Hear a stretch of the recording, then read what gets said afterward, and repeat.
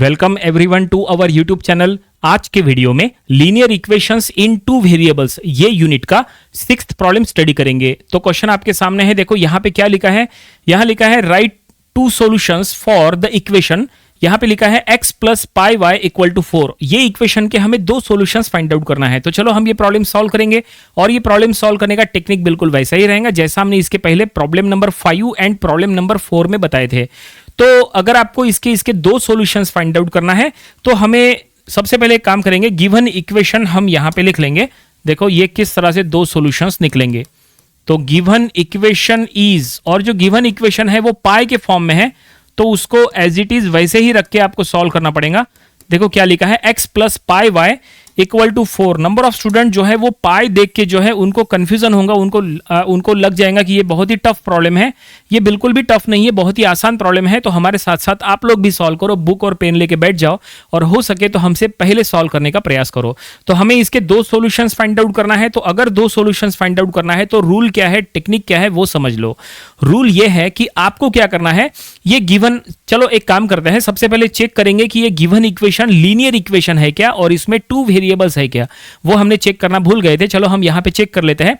तो बिल्कुल ये है, यहां पे टू वेरिएबल्स है, x एंड y, यहां पे दो वेरिएबल है और ये दोनों का पावर 1 है। इसका मतलब ये है linear equation in two variables.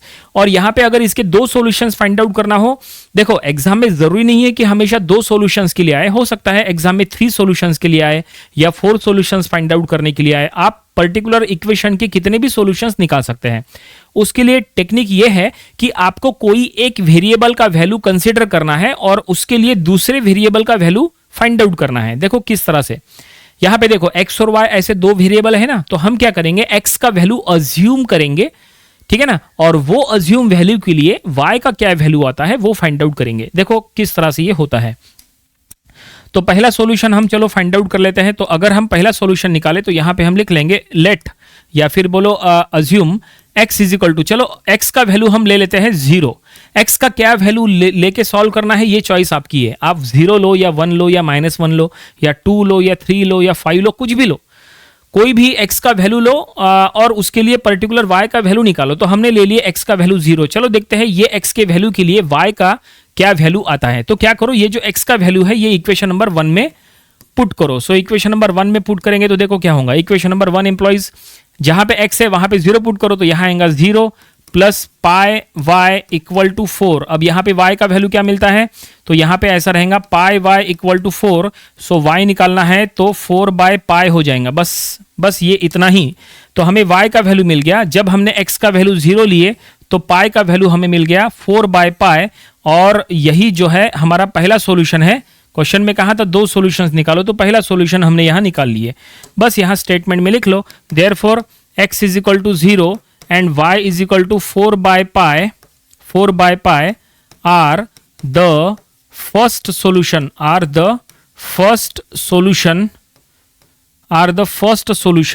Of equation. क्या इक्वेशन है, that is x plus pi y equal to 4। इसके फर्स्ट सॉल्यूशन हमने निकाल लिए 0 एंड 4 बाय पाई। चलो सेकंड सॉल्यूशन निकालते हैं। बिल्कुल इसी तरह से सॉल्व होगा। सेकंड सॉल्यूशन निकालने के लिए आपको फिर से x का वैल्यू कुछ ना कुछ अज्यूम करना पड़ेगा। क्या अज्यूम करना ये चॉइस आपकी है, ठीक है। चलो हम x का वैल्यू इस बार ले लेंगे, x का वैल्यू हम लेंगे 4। देखो ये जो x का वैल्यू है ये 0 1 2 3 4 ऐसा ही लेना जरूरी नहीं है। आप इसको पाई के फॉर्म में लेंगे तो भी चल जाएगा। जैसे यहाँ पे पाई के फॉर्म में इक्वेशन दिया है तो आप x का वैल्यू भी पाई के फॉर्म में ले सकते हैं, कोई फर्क नहीं पड़ता, ठीक है। जैसे आपने ले लिए मान लो पाई बाय 2 या पाई बाय 3 या पाई -1, कुछ भी ले लो, कोई दिक्कत नहीं है। लेकिन हो सके तो इजी से इजी लो ताकि प्रॉब्लम सॉल्व करने में आसानी हो। ऐसा ना हो जाए कि आपने कोई टफ वैल्यू अज्यूम किए और उसके वजह से प्रॉब्लम सॉल्व ना हो, ऐसा नहीं होना चाहिए। इसलिए इजी वैल्यू लो। चलो हम यहाँ पे लिख लेंगे let x is equal to, चलो x का वैल्यू हम लेंगे 4, ठीक है। और इसके लिए देखते हैं कि y का क्या वैल्यू आता है। इसके लिए क्या करो, ये x का वैल्यू इक्वेशन नंबर 1 में पुट करो, ठीक है। x का वैल्यू 4 इक्वेशन नंबर 1 में यहां पुट अप करेंगे, यहां 4 पुट करो तो देखो y का क्या वैल्यू आता है। तो ये हो गया 4 plus pi y equal to 4, ऐसा हुआ। अब ये 4 जो है उधर शिफ्ट करो तो ऐसा होगा पाई वाई इक्वल टू 4 माइनस 4, तो ये हुआ पाई वाई इक्वल टू 0। और यहां पे y फाइंड आउट करना है तो y equal to 0 by pi करो तो 0, ठीक है, तो y का वैल्यू हमें मिल गया, क्या मिल गया, y का वैल्यू मिल गया 0 और x का वैल्यू क्या था, x का वैल्यू था 4, यानी सेकंड सॉल्यूशन हो गया 4 0।